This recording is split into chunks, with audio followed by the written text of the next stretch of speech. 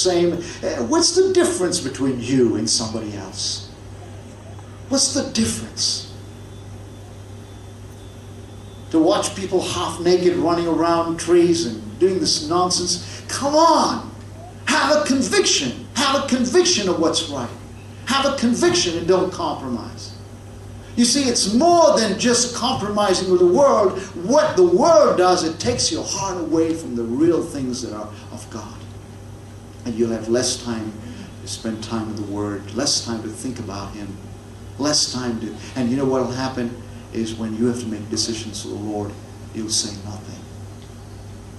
If you're living for the God and the fire of God's in your heart, in office you'll witness for Jesus. When a chance comes, you'll talk about the one you love. You'll talk always about the one that you're occupied with. Amen. The people said what? They said nothing. Let me ask you something. Do you feel a burden for the way people are in our country without Jesus? Do you think it makes a difference if you really live for the Lord, to reveal it to them, or to become one like them? How will they ever know about Christ if you live like that?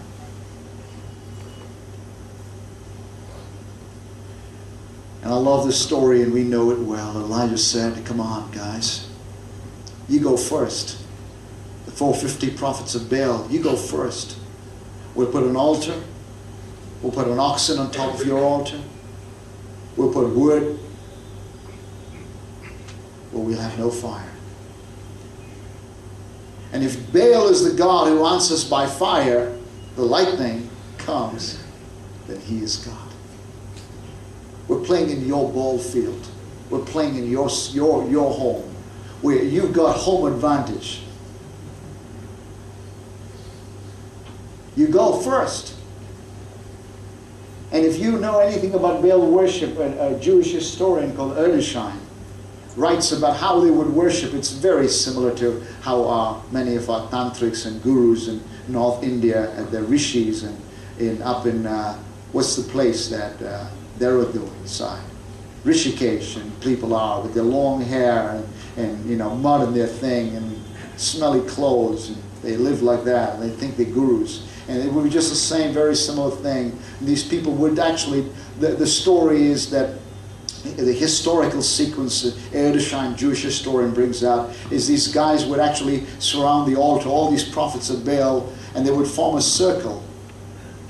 And they would move around the altar in a circular fashion with their hair right down, bowing down, with their hair touching the ground. And they would start now to make a circular motion, and they would start shouting and moaning and groaning and shouting, "Oh Baal, answer us! Oh Baal, answer us! Bring the fire down!" And they would do that. And then first it would start very simple and like a regular just shouting, and then they would go in a frenzy and they would start shouting more, and the dancers would go and they would go round and round and round dancing and then beating themselves and jumping in the air. And then afterwards it would be just, there'd be more frenzy. They would start to beat themselves. And they would do this, hoping that there would be an answer from their demon god. And all the time Elijah is there. Elijah's just got this confidence because he knows what's going to happen because he's been with God. Elijah's standing by the tree in the distance, and he's just getting them all stirred up. And he's going, "Hey, come on, what's going on?" And his first word is very interesting in the Hebrew. He says, "It seems to me that your Baal God is occupied." And the word in the Hebrew, siag, this is what it means. It means, it looks like your Baal God has gone into some coma, has gone into some meditation. He's not listening to you. And then he says, well, he says, maybe he's gone on a journey. And then he says something very interesting. He says, maybe he has turned aside. And the Hebrew word seems to mean, from a Hebrew scholar, he's gone to the men's room.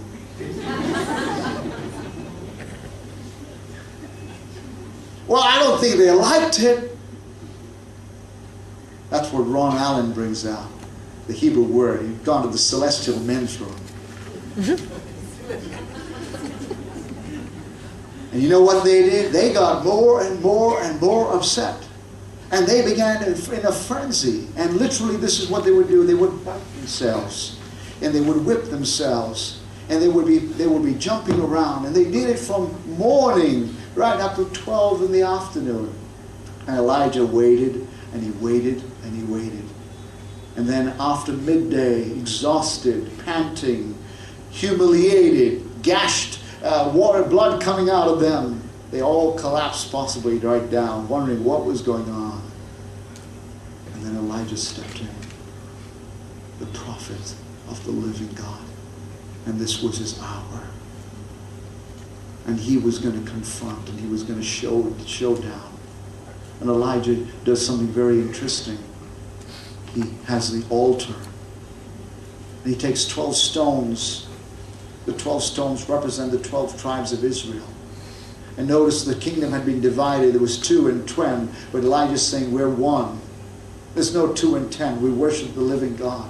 And he put 12 stones for the 12 tribes of Israel. And then he puts the oxen on it. And he puts the wood on it. And then he says, just so you know, my God is a living God. I'm going to even do something worse. I'm going to do something even more dramatic. He tells them to get water, 5 pitchers of water, 5 big bucket loads of water. Well, people sometimes have this idea, where is he going to get the water from? See, critics like to say, where is he going to get the water from? There was no water. There was a drought all over. They've just found a spring that was right in Mount Carmel that ran through the year.